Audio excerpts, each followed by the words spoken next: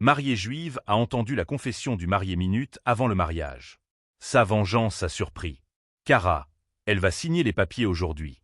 Après le mariage, il suffit de persuader la petite princesse de me donner une procuration sur les affaires du vieil homme. Dans 6 mois, je viderai son compte et je partirai. La voix de Daniel résonne dans le couloir de la synagogue, suffisamment fort pour que Sarah entende chaque mot alors qu'elle ajuste son voile dans la chambre de la mariée. Et si elle a des soupçons ? Demande Marcus, le témoin principal, la voix empreinte de nervosité. Sarah est trop naïve. Elle croit qu'elle a trouvé son prince charmant, s'esclave Daniel avec une froideur qui glace le sang de Sarah. La famille Goldberg vaut plus de 8 millions, mon frère. 3 générations ont bâti cet empire de la joaillerie. Et elle va tout donner. Sarah Goldberg, âgée de 28 ans, rêvait de ce moment depuis 2 ans lors de ses fiançailles. Fille d'une des familles les plus respectées de la communauté juive de Manhattan, elle a grandi entourée de traditions, de valeurs, et surtout, de la conviction que le véritable amour existe. Sa main tremble légèrement lorsqu'elle tient le bouquet de roses blanches, mais ses yeux révèlent quelque chose que Daniel n'aurait jamais imaginé. La détermination tranquille de quelqu'un qui vient de découvrir qu'elle a été trompée. Qu'en est-il des dettes du casino ? Murmura Marcus, visiblement mal à l'aise avec la conversation. Après aujourd'hui, le problème est résolu. Je dois près de 300 000 € aux gens d'en bas. Il s'impatiente, mais l'argent de sa famille va régler ça en un rien de temps. Daniel, es-tu sûr de toi ? Sarah a l'air trop intelligente pour tomber dans le panneau.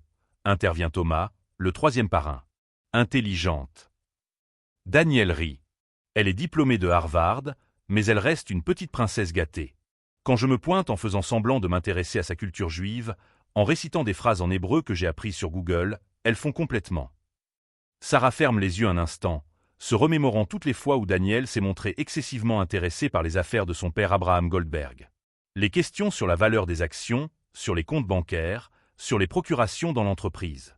Les éloges exagérés des traditions familiales, les questions apparemment innocentes sur l'héritage. Des signes qu'elle avait choisi d'ignorer parce qu'elle était amoureuse. Le vieil Abraham vous fait entièrement confiance, répond Marcus. Et Sarah vous adore. Elle dit toujours à quel point tu es différent des autres hommes qu'elle a rencontrés. C'est parfait. Cela fait 2 ans que je prépare ce projet, depuis que j'ai découvert la valeur de la bijouterie Goldberg. J'ai fait des recherches sur la famille avant de la rencontrer par hasard dans ce café cachère. Daniel marque une pause, savourant sa propre ruse. Saviez-vous qu'Abraham souffre de diabète et de problèmes cardiaques ? Dans quelques années, toute cette fortune sera entre les mains de sa fille chérie. 2 ans de préparation. Les mots s'enfoncent dans l'esprit de Sarah comme des clous dans un cercueil.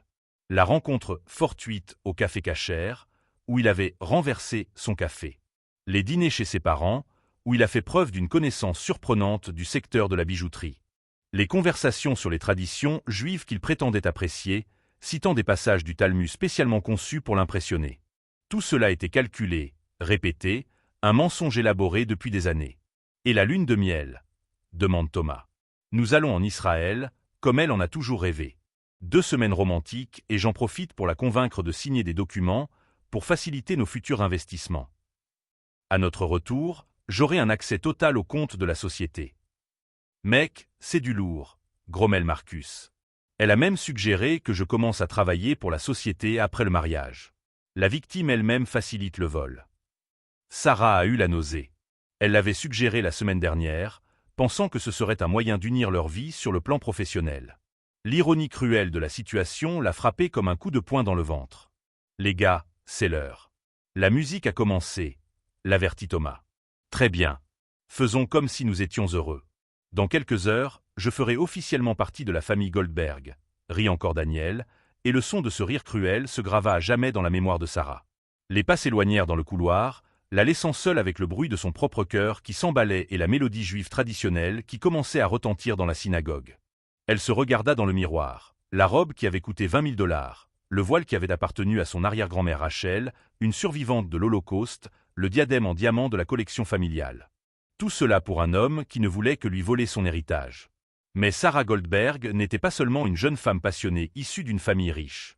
Elle était diplômée en commerce de Harvard, parlait 4 langues et avait hérité de 3 générations de commerçants juifs une intuition aiguë pour les affaires et les gens. Les petits signes qu'elle avait choisi d'ignorer par amour s'emboîtaient maintenant parfaitement comme les pièces d'un puzzle macabre. La façon dont Daniel détournait toujours les conversations sur son passé. La façon dont il ne l'avait jamais présenté à sa famille, toujours avec des excuses élaborées. Ses mains trop douces pour quelqu'un qui prétendait avoir travaillé dans le bâtiment avant de découvrir sa vocation pour les affaires. Son téléphone portable vibre. Un message de sa jeune sœur. « Sarah, où es-tu? Tout le monde t'attend. » Elle répond « J'arrive tout de suite, Rachel. » Sarah range son téléphone et respire profondément. Si Daniel voulait une jeune mariée naïve et passionnée, c'était exactement ce qu'il obtiendrait, aussi longtemps qu'il le faudrait. Mais la vengeance qu'elle avait planifiée serait quelque chose qu'elle n'oublierait jamais, et ses complices non plus. Alors qu'elle descendait l'allée vers l'hôtel, avec le sourire radieux que tout le monde attendait, ses yeux révélaient une dangereuse sérénité, le calme mortel de quelqu'un qui vient de découvrir exactement à qui il a affaire et qui sait déjà comment il va gagner ce jeu. Daniel avait complètement sous-estimé à qui il avait affaire. Et c'est ce qui allait causer sa perte. Si vous appréciez cette histoire de trahison et de vengeance, n'oubliez pas de vous abonner à la chaîne pour découvrir comment une victime apparente est devenue le pire cauchemar de l'escroc. Pour Sarah, la cérémonie s'est déroulée comme un film au ralenti. Chaque mot du rabbin sur l'amour et la confiance ressemblait à une blague cruelle, tandis que Daniel lui tenait la main, jouant parfaitement le rôle du marié émotif. Au moment des vœux, sa prestation était digne d'un Oscar. « Sarah, tu as apporté la lumière dans ma vie », a-t-il déclaré devant les 200 invités, avec des larmes dans les yeux qui semblaient authentiques. « Je promets de te protéger, toi et notre famille, pour toujours. » La famille. Le mot est sorti de sa bouche comme un miel empoisonné. Sarah affiche un sourire radieux, mais à l'intérieur, elle calcule chaque geste qu'elle va faire dans les semaines à venir. Pendant la fête, Sarah observe Daniel qui circule parmi les invités, recueillant des informations comme un vampire qui suce du sang. Il discute longuement avec l'oncle Benjamin des boutiques de Miami, pose à son cousin David des questions détaillées sur l'importation de diamants. « Chérie, ton mari est très perspicace », commente tante Myriam. Il parle déjà de moderniser le système de l'entreprise. Quelle chance d'avoir quelqu'un de jeune avec autant d'idées novatrices. Des idées novatrices pour voler plus efficacement, pensa Sarah en gardant son sourire. Vers minuit, Daniel s'approche d'Abraham. Sarah était suffisamment proche pour entendre la conversation. « Monsieur Goldberg, après votre lune de miel, j'aimerais en savoir plus sur l'entreprise familiale », dit Daniel avec ce ton respectueux qu'il avait perfectionné. Abraham sourit, visiblement flatté. « Bien sûr, mon fils. J'ai toujours voulu que Sarah soit plus impliquée dans l'entreprise. » En fait, poursuivit Daniel d'un air conspirateur, j'ai quelques idées sur la numérisation qui pourraient augmenter les ventes. Dans les bijouteries que j'ai consultées, nous avons enregistré une croissance de 40% en 6 mois. Sarah faillit s'étouffer avec son champagne. Les bijouteries qu'il a consultées? Daniel n'avait jamais travaillé dans une bijouterie. Il ne connaissait même pas la différence entre un diamant et un zircon avant de la rencontrer. C'est fantastique, répond Abraham.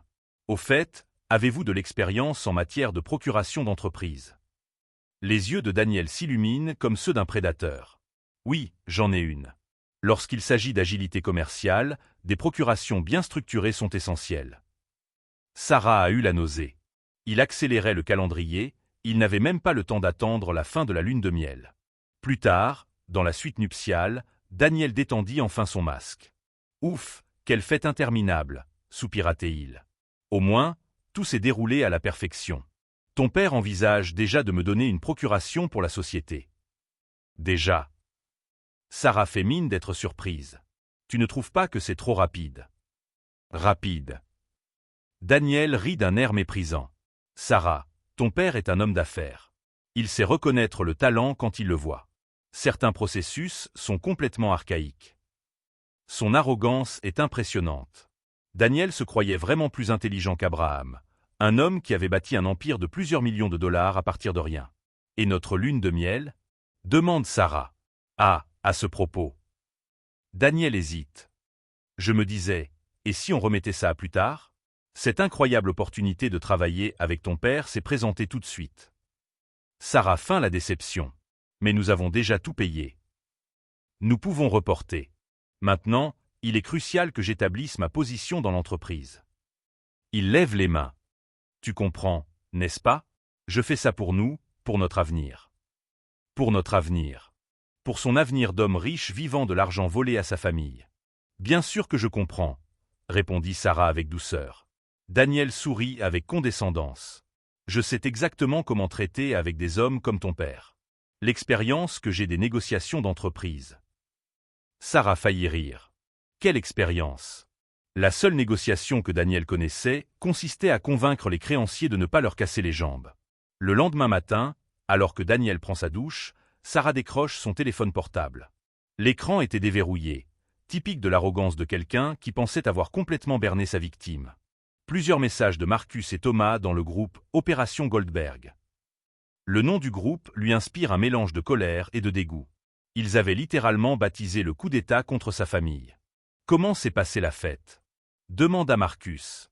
Parfaitement. Le vieux veut déjà me donner une procuration. Dans 15 jours, je signerai les documents de la société. Tu es un génie. Dans combien de temps auras-tu un accès complet au compte? 1 mois, peut-être 2. Sarah est tellement naïve qu'elle a même suggéré que je travaille pour la société. Elle m'a littéralement donné la clé du coffre-fort. Et après? Je disparaîtrai avec quelques millions et tu auras ta part. Sarah a rapidement photographié les messages et effacé l'historique. Daniel sortit de la salle de bain en fredonnant, euphorique du succès de sa farce. « Mon amour, il faut que je sorte un peu aujourd'hui, » dit-il. « Je dois rencontrer quelques contacts pour discuter d'opportunités d'investissement. » Encore des mensonges. Il allait probablement rencontrer les complices ou les créanciers du casino. Bien sûr, je vais rendre visite à ma sœur. Je vais rendre visite à ma sœur. Rachel. Il est urgent qu'elle parle à Rachel. 1 heure plus tard, elles sont toutes les deux dans leur café préféré. Rachel Goldberg, 26 ans, est une avocate d'affaires spécialisée dans les crimes financiers. Si quelqu'un pouvait aider Sarah à détruire Daniel légalement, c'était bien elle. Rachel, il faut que je te dise quelque chose d'urgent. Sarah lui raconte tout. Les mots prononcés à la synagogue, les messages sur son téléphone portable, les projets de Daniel. Lorsqu'elle a terminé, Rachel est pâle de rage. Ce salaud, murmure-t-elle. Et papa ne se doute de rien. Rien. Daniel est très convaincant. C'est pourquoi j'ai besoin d'aide. Je veux le détruire, mais de façon à ce qu'il ne puisse plus jamais faire ça à une autre famille. Rachel a réfléchi. Pour engager des poursuites pour détournement de fonds, il faut des preuves concrètes de la tentative de vol. Les mots ne suffisent pas. Et s'il essaie vraiment de voler? Dans ce cas, nous aurions un dossier. Mais ce serait dangereux. Sarah a souri pour la première fois depuis des jours, mais c'était un sourire froid et calculateur. Et si je lui disais que j'ai un plan pour qu'il essaie de voler, mais de manière à ce qu'il soit pris en flagrant délit? Rachel la regarde attentivement. Sarah, ce serait trop risqué. Rachel, cet homme est un prédateur qui fait des recherches sur notre famille depuis des années et qui prétend m'aimer depuis 2 ans. Si je ne fais rien, il le fera avec une autre femme, une autre famille. L'avocat de Rachel reconnaît la détermination dans les yeux de sa sœur. C'était la même détermination qu'elle avait vue lorsque Sarah avait décidé d'étudier à Harvard, lorsqu'elle avait décidé qu'elle ferait les choses à sa façon. D'accord, dit enfin Rachel. Mais nous le faisons à ma façon. Légal, documenté, et avec 0 chance de se tromper. Si nous devons détruire ce type, faisons-le bien. Sarah serra sa sœur dans ses bras. Elle avait enfin une alliée. Sur le chemin du retour, Sarah ne peut s'empêcher de penser à l'ironie de la situation. Daniel pensait avoir conquis une petite princesse naïve et une famille de marchands à l'ancienne. En réalité, il a rencontré une diplômée de Harvard et une avocate spécialisée dans les crimes financiers. Ce que Daniel ne savait pas, c'est que les 2 sœurs Goldberg étaient sur le point de lui montrer exactement pourquoi 3 générations de sa famille avaient survécu et prospéré dans un monde qui n'avait pas toujours été tendre avec les Juifs, et que leur vengeance serait aussi méticuleuse que dévastatrice. 2 semaines après le mariage, Daniel vivait pratiquement dans le bureau d'Abraham. Il arrivait tôt, partait tard et s'efforçait de faire preuve d'un dévouement exceptionnel pour impressionner son beau-père. Sarah observe chacun de ses mouvements avec la précision d'un prédateur qui étudie sa proie. « Tu sais, Abraham, dit Daniel au cours du dîner familial de Shabbat, j'ai quelques idées révolutionnaires pour développer les ventes en ligne. Mais j'aurais besoin d'accéder au système financier pour mettre en œuvre ces changements. » Abraham réfléchit. « Les systèmes financiers sont délicats, Daniel. J'ai besoin de plus de temps pour... » Bien sûr, interrompt Daniel avec son sourire répété. Mais pendant que nous attendons, que diriez-vous de me donner une procuration temporaire? Juste pour des questions opérationnelles de base. Rien de trop important. Sarah faillit s'étouffer avec son vin. Questions opérationnelles de base. C'est exactement comme cela qu'un voleur décrirait l'accès au compte bancaire de l'entreprise. Papa, dit Sarah avec douceur, Daniel a tellement de bonnes idées. Peut-être qu'une procuration limitée l'aiderait à mettre ses projets en pratique plus rapidement. Daniel la regarde, surpris et reconnaissant. Si seulement il avait su qu'il tombait dans un piège. D'accord, accepta Abraham. Je parlerai à l'avocat lundi d'une procuration avec des limitations spécifiques. Les yeux de Daniel s'illuminent comme ceux d'un enfant à qui l'on donne des bonbons. L'avidité à l'état pur. Plus tard, dans l'appartement, Daniel fait la fête au téléphone. Sarah fait semblant de dormir en écoutant chaque mot de la conversation qu'il a sur le balcon. Marcus, voilà ce qui se passe. J'ai obtenu la procuration. Dans une semaine, j'aurai accès au compte opérationnel de la société, murmure Daniel, euphorique. Cela représente près de 2 millions sur les comptes courants, rien que pour les opérations de base. Mec, t'es un génie, répond Marcus à l'autre bout du fil. Le plus beau, c'est que Sarah m'aide même à convaincre son père. Cette femme est tellement naïve qu'elle me tend littéralement la clé du coffre-fort familial. Sarah ressent un mélange de colère et de satisfaction. Colère face à l'humiliation, satisfaction de voir Daniel creuser sa propre tombe à chaque mot arrogant. Qu'en est-il des créanciers du casino? Demande Marcus. J'ai déjà négocié 2 semaines supplémentaires. Il dit que l'argent est garanti. Je vais bientôt tout payer et il restera encore beaucoup d'argent à partager. Le lendemain matin, Sarah appelle Rachel d'un téléphone public, une précaution qu'elle a prise en regardant des documentaires sur les enquêtes criminelles. Rachel, il va recevoir la procuration cette semaine. Nous devons accélérer notre plan. Tout est prêt, répond Rachel, la voix chargée de détermination. Mon contact au FBI, spécialisé dans la criminalité financière, n'attend que le bon moment.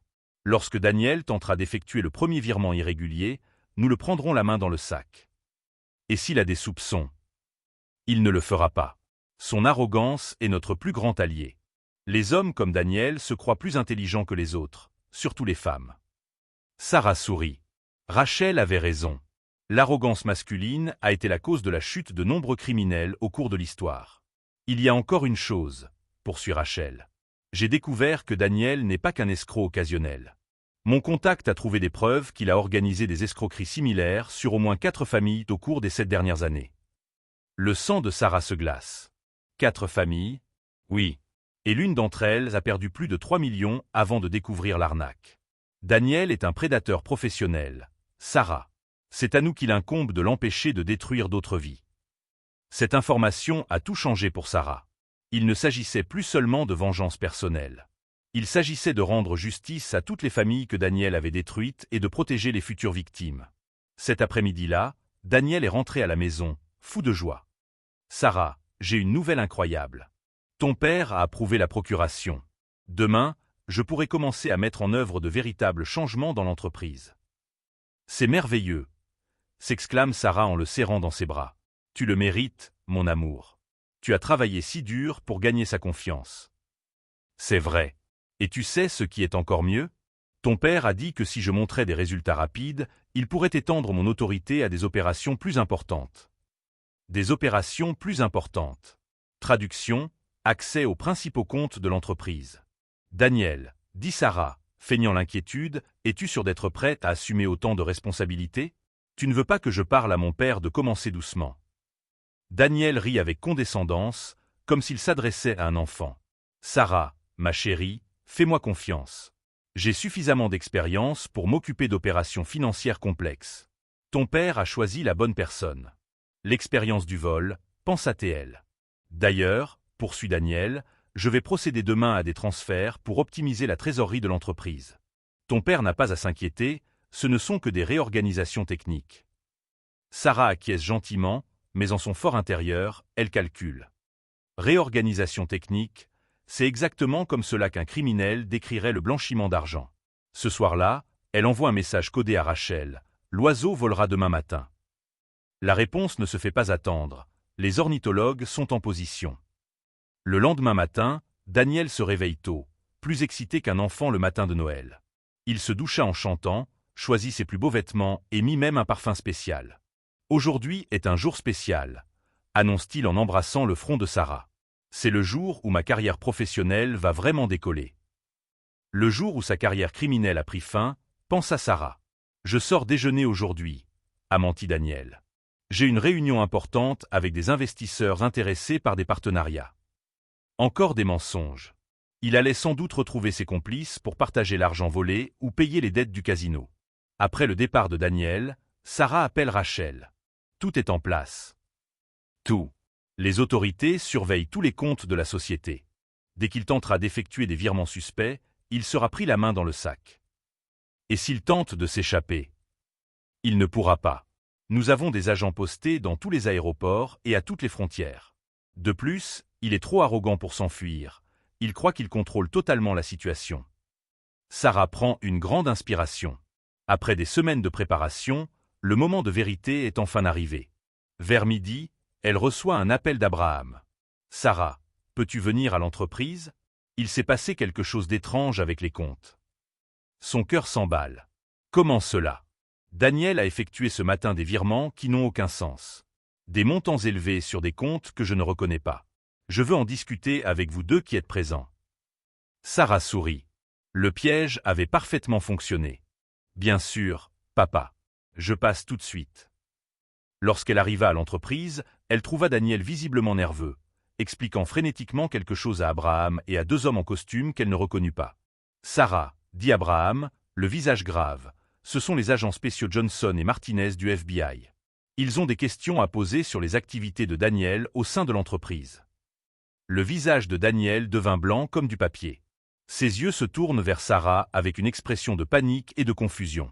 C'est à ce moment-là que Daniel réalise qu'il n'a pas épousé une petite princesse naïve, mais quelqu'un qui joue aux échecs alors qu'il en est encore à apprendre à jouer aux dames.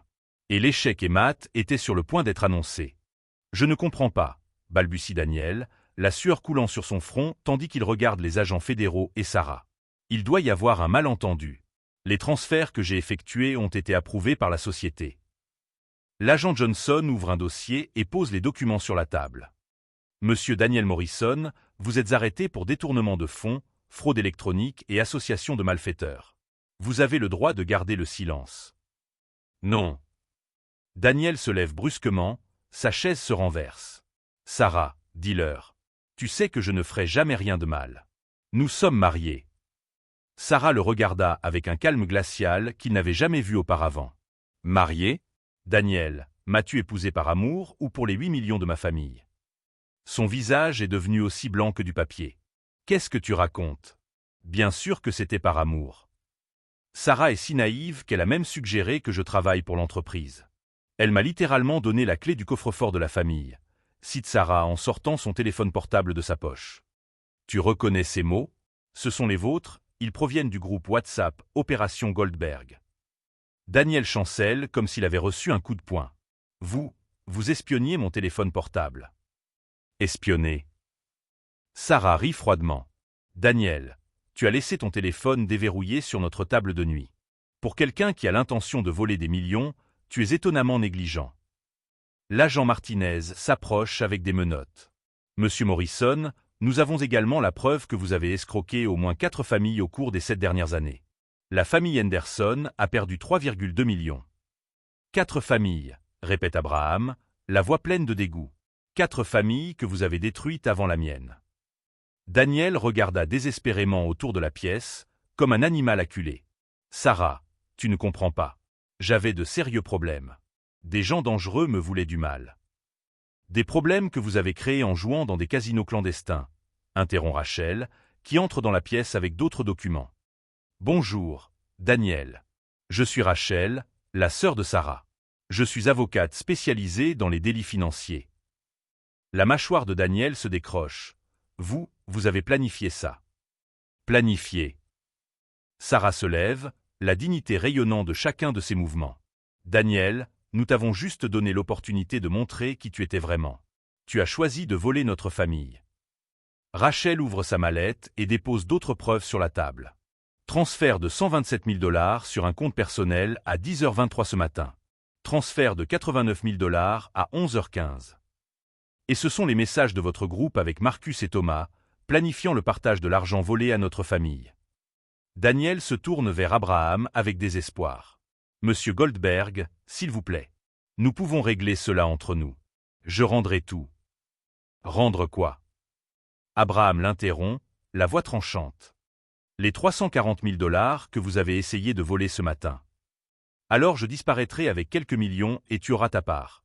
cite Rachel, lisant sur son téléphone portable. Ce sont vos paroles d'hier soir, Daniel. Le masque de l'homme respectable tomba enfin complètement. Daniel fixa Sarah avec une rage pure. Espèce de salope manipulatrice. Tu t'es servi de moi. Le silence dans la pièce est assourdissant. Sarah s'approcha de lui, les yeux embrasés d'une fureur contrôlée. Je me suis servi de toi. Sarah rit sans humour. Daniel, tu as prétendu m'aimer pendant 2 ans. Tu as fait des recherches sur ma famille pendant des années. Tu as mémorisé des phrases en hébreu pour m'impressionner. Tu as annulé notre lune de miel pour éloigner mon père plus vite. Elle poursuit, sa voix gagnant en intensité. Vous avez détruit 4 familles avant la mienne. Tu as laissé des femmes brisées financièrement et émotionnellement. Et tu as encore l'audace de me traiter de manipulatrice. Abraham pose sa main sur l'épaule de sa fille. Sarah, ça suffit. Il ne mérite pas une seconde de plus de ton temps. L'officier Martinez finit de mettre les menottes. Monsieur Morrison, vous avez droit à un avocat. Attendez, plaide Daniel alors qu'on le conduit vers la sortie. Sarah, je suis vraiment tombé amoureux de toi ces 2 dernières années. Tu dois me croire. Sarah le regarde s'éloigner, l'air serein et implacable. Daniel, la seule chose que je crois, c'est que tu vas enfin payer pour tout ce que tu as fait. Lorsque les portes se sont refermées, Rachel a serré sa sœur dans ses bras. Comment te sens-tu? Libre, a simplement répondu Sarah. Pour la première fois en 2 ans, je me sens complètement libre. Abraham secoue la tête, encore sous le coup de l'émotion. Sarah, tu as été incroyablement courageuse. Et incroyablement intelligente. Non, papa. J'étais Goldberg. 3 générations de commerçants ne peuvent pas survivre à la naïveté. Dehors, une petite foule s'est formée pour assister à l'embarquement de Daniel dans la voiture de police. Employés de l'entreprise, voisins, badauds. L'humiliation est totale et publique. Marcus et Thomas sont arrêtés 2 heures plus tard, la preuve des messages étant suffisante pour prouver le complot. Ce soir-là, Sarah est assise dans l'appartement qui lui appartient à nouveau et regarde les alliances qu'elle a posées sur la table. Rachel est à côté d'elle, et toutes 2 boivent du thé en silence. Tu crois qu'il est vraiment tombé amoureux de moi à un moment donné? Demanda Sarah. Est-ce que ça a de l'importance? Répond Rachel. Les gens comme Daniel n'aiment pas les autres. Ils aiment ce qu'ils peuvent obtenir d'eux. Sarah acquiesce, ramasse les bagues et les jette à la poubelle. Sarah acquiesce, ramasse les bagues et les jette à la poubelle. D'ailleurs, maintenant je suis sûr d'une chose. Quoi? Sarah sourit, mais cette fois, c'est un vrai sourire, plein de vie. Quand le grand amour apparaîtra, je le reconnaîtrai tout de suite. Parce que maintenant, je sais exactement à quoi ressemble le faux amour. L'homme qui avait planifié pendant 2 ans la destruction d'une famille avait été détruit en quelques semaines par 2 sœurs qu'il avait complètement sous-estimées. Mais la véritable vengeance de Sarah ne fait que commencer. Et elle sera bien plus douce que Daniel n'aurait jamais pu l'imaginer. 2 ans plus tard, Sarah Goldberg était assise dans son nouveau bureau au 30e étage d'un gratte-ciel de Manhattan, observant la ville à travers des fenêtres allant du sol au plafond. En tant que directrice financière de Goldberg Jeweler, une entreprise de 15 millions de dollars qui s'est étendue à 6 États, elle a transformé l'entreprise familiale en un empire. L'ironie de la situation ne passe pas inaperçue. Daniel avait prévu de voler 8 millions de dollars à une entreprise à l'ancienne. Aujourd'hui, sous la direction de Sarah, l'entreprise vaut presque le double et connaît une croissance de 40% par an. Mademoiselle Goldberg, dit son assistante dans l'interphone, le journaliste de Forbes est arrivé pour l'interview. Sarah sourit. Le magazine voulait faire un article sur les 30 femmes chefs d'entreprises les plus innovantes de moins de 30 ans. Le titre de la couverture serait « Comment une trahison conjugale a donné naissance à l'une des PDG les plus brillantes du pays ». L'histoire de Sarah était devenue légendaire dans les milieux d'affaires new-yorkais. Non seulement pour avoir mis fin à une escroquerie d'1 million de dollars, mais aussi pour la façon dont elle a transformé cette expérience en carburant pour le succès. Au cours de l'interview, le journaliste a posé la question inévitable. Quel effet cela fait-il de savoir que l'homme qui a tenté de détruire votre famille purge aujourd'hui une peine de 12 ans pour de multiples délits financiers? Sarah a marqué une pause, choisissant soigneusement ses mots. Daniel a été le meilleur professeur que j'ai jamais eu pour 2 choses. Comment reconnaître les fausses personnes et comment transformer la trahison en motivation.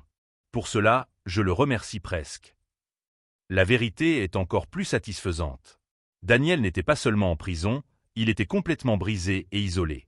Marcus et Thomas avaient passé un accord avec l'accusation, fournissant encore plus de preuves contre lui. Les créanciers du casino s'étaient assurés que la vie de Daniel en prison serait compliquée. Pire encore pour sa vanité, l'histoire était devenue virale sur les réseaux sociaux. Les mèmes sur les hommes qui se marient pour de l'argent et finissent en prison ont dominé Twitter pendant des semaines. La photo de son dossier de police est devenue le symbole de l'arrogance qui peut détruire des vies. Le journaliste lui a demandé ce qu'il en était de sa vie privée. Des projets de mariage? Sarah regarde l'alliance simple qu'elle porte au doigt. 6 mois plus tôt, elle avait épousé le docteur Michael Shen, un pédiatre rencontré lors d'une manifestation caritative. Michael gagnait un salaire modeste, conduisait une Honda Civic 2018 et avait insisté pour payer son propre dîner lors de leur premier rendez-vous. Lorsque j'ai rencontré mon mari, la première chose qu'il m'a dite a été « Écoutez, je ne sais pas qui vous êtes, mais cette bague en diamant est très voyante. Vous n'avez pas peur de vous faire agresser ?» Sarah rit. J'ai alors su que j'avais trouvé quelqu'un de sincère. Michael n'avait jamais cherché à connaître sa fortune, n'avait jamais posé de questions sur l'entreprise familiale et avait failli s'évanouir lorsqu'il avait découvert la valeur de son appartement. Il l'aimait pour ce qu'elle était, pas pour ce qu'elle avait, un concept révolutionnaire après Daniel. Abraham, aujourd'hui âgé de 63 ans, a officiellement cédé le contrôle de l'entreprise à sa fille. Sarah a transformé notre entreprise familiale en une société dont nos arrière-grands-parents n'auraient jamais rêvé, a-t-il déclaré au Wall Street Journal. Rachel, aujourd'hui associée dans l'un des plus grands cabinets d'avocats de New York, s'est spécialisée dans les délits financiers commis à l'encontre de familles juives, en s'inspirant directement de son expérience avec Daniel. Elle a poursuivi avec succès plus de 20 affaires similaires. Ma sœur m'a appris que la meilleure vengeance n'est pas seulement de détruire ceux qui vous font du mal, a déclaré Rachel lors d'une interview. Il s'agit d'utiliser cette expérience pour protéger d'autres personnes et construire quelque chose de plus grand que ce que vos ennemis pourraient jamais imaginer. La communauté juive de Manhattan a adopté Sarah comme symbole d'une résistance intelligente. Les synagogues l'ont invitée à donner des conférences sur le thème « Comment protéger les familles des escrocs ». Ce qui fait le plus plaisir à Sarah, c'est de savoir que l'histoire a permis d'éviter d'autres escroqueries. Lors de sa dernière visite sur la tombe de son arrière-grand-mère Rachel, une survivante de l'Holocauste dont elle avait porté le voile lors de son faux mariage, Sarah a laissé une photo du magazine Forbes. « Grand-mère, j'ai utilisé la force que tu m'as enseignée. Notre famille reste protégée. » Parfois, tard le soir dans son bureau, Sarah pense à la façon dont les choses auraient pu être différentes si elle n'avait pas entendu cette conversation à la synagogue. Daniel aurait pu voler des millions, détruire sa famille et passer à sa prochaine victime. Mais il avait écouté. Et il a réagi. Et c'est pour cela qu'il était là où il était. Lors d'une conférence pour femmes d'affaires, une jeune femme de l'auditoire a demandé « Comment puis-je savoir si je peux faire entièrement confiance à quelqu'un ?» Sarah a souri, se souvenant de sa propre naïveté 3 ans plus tôt. Il ne s'agit pas de faire entièrement confiance à quelqu'un. Il s'agit de se faire totalement confiance pour reconnaître que quelque chose ne va pas. Votre intuition est votre meilleur système de sécurité. La conférence s'est terminée sous des applaudissements assourdissants, mais la véritable victoire de Sarah n'a pas été la reconnaissance du public. Elle résidait dans la paix qu'elle ressentait chaque matin en se réveillant aux côtés d'un homme qui l'aimait pour ce qu'elle était, et non pour ce qu'elle possédait. Daniel avait essayé de lui voler sa fortune et avait fini par lui remettre quelque chose de bien plus précieux, la sagesse de faire la différence entre le véritable amour et l'intérêt financier. Il croyait avoir trouvé une princesse naïve à tromper, mais il a fini par découvrir qu'il avait essayé de voler une reine qui non seulement protégeait son royaume, mais l'étendait au-delà de tout rêve. Sarah a appris que la vraie vengeance ne consiste pas à détruire ceux qui vous font du mal, mais à construire une vie si extraordinaire que la trahison n'est que le premier chapitre d'une histoire à succès que personne n'oubliera jamais. Si cette histoire de justice et de victoire vous a touché, laissez votre like et abonnez-vous à la chaîne pour d'autres histoires qui prouvent que l'intelligence l'emporte toujours sur le mal, et que parfois la pire chose qui puisse nous arriver devient la meilleure chose qui nous soit jamais arrivée.